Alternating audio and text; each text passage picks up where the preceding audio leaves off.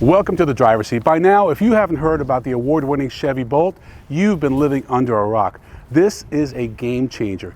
Chevy made a commitment to deliver a brand new electric vehicle for under $30,000 and with over 200 miles of range. Well, they exceeded that, 238 miles of range. We spent a full day driving it, and I'm going to tell you why. If you have ever considered an electric vehicle, the Bolt needs to be on your list. The Bolt is built on an all-new platform for Chevy, and it really gives you a lot of sense of space considering how small the vehicle is. So they really pushed the windshield forward, got a nice big space here with the dash, and it does feel pretty spacious. Plenty of headroom, plenty of legroom, seat travel. That part's very impressive. What's really impressive are these seats. So just like airlines are going to thinner seats, so is the Chevy Bolt, and that gives you more space, and they're actually asymmetrical. The left side of the seat for the driver, right side for the passenger, is a little bit thicker than the inside because that's where the side airbag is. So Chevy's put a lot of thought into this, and I really like the instrumentation, the infotainment screen. It's not over the top. If you think about that first generation Volt, there was a lot going on to really distract the driver, but not in this car. You have a nice big infotainment screen, and everything seems really pushed forward so you can focus on driving. From a driving perspective, the Bolt EV drives a lot like other electric vehicles, and we like how other electric vehicles drive because you have a very low center of gravity because they put the batteries down below.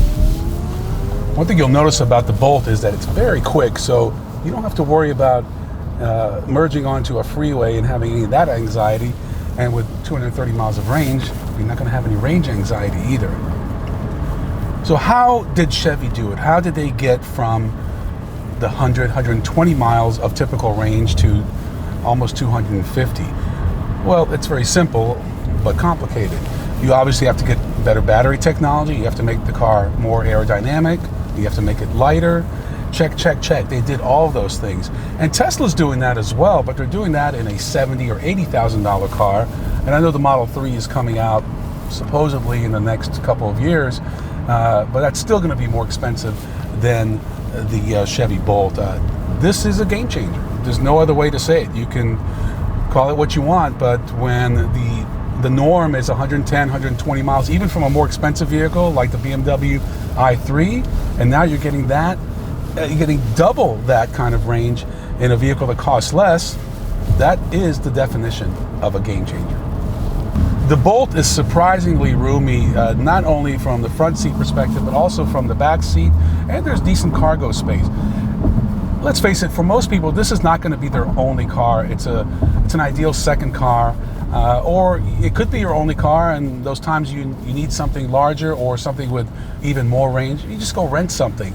You have to think about how you drive 95% of the time, not how you drive 5% of the time. So what didn't we like about the Bolt? Well, we're going to start with this shifter. It's the same shifter they have in the Buick LaCrosse, and I didn't like it there, and I don't like it here. I'm sure it just takes some getting used to, but when you put it in reverse sometimes, it just doesn't go. And I think it's because you have to hold it for a couple of seconds, and maybe I'm a little too impatient. That's one thing. Because they had to really reduce the weight, they've used some kind of cheap plasticky dashboard material. This is the Premier model. I would have liked to see some better material, but I get it. They're trying to keep the cost down, trying to keep the weight down. I just don't like it. Another thing is, because this is the top of the line and supposedly there are no more options, right here in the center stack, you have a location for 6 buttons, but there are only 3 buttons. I don't like all these blank buttons.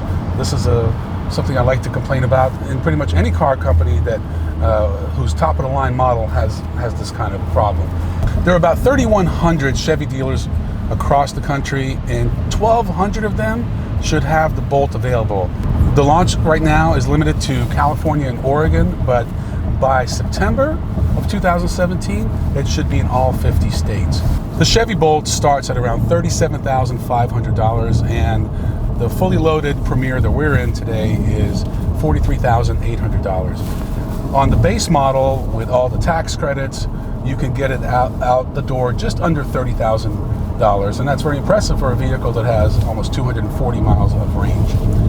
So let's talk a little bit about regenerative braking, because that is a very key element to getting better fuel economy.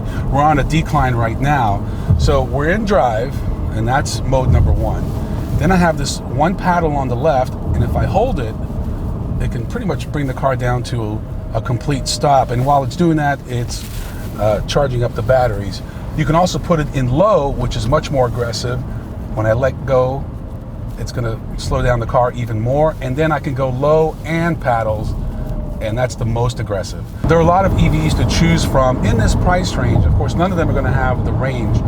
One that I'm particularly interested in, which I'll be driving next month, is the Hyundai Ioniq, and they're going to do something interesting. They're going to have one price for everything, including all of your electricity with unlimited miles. I think they had to do that because Chevy pushed them to that.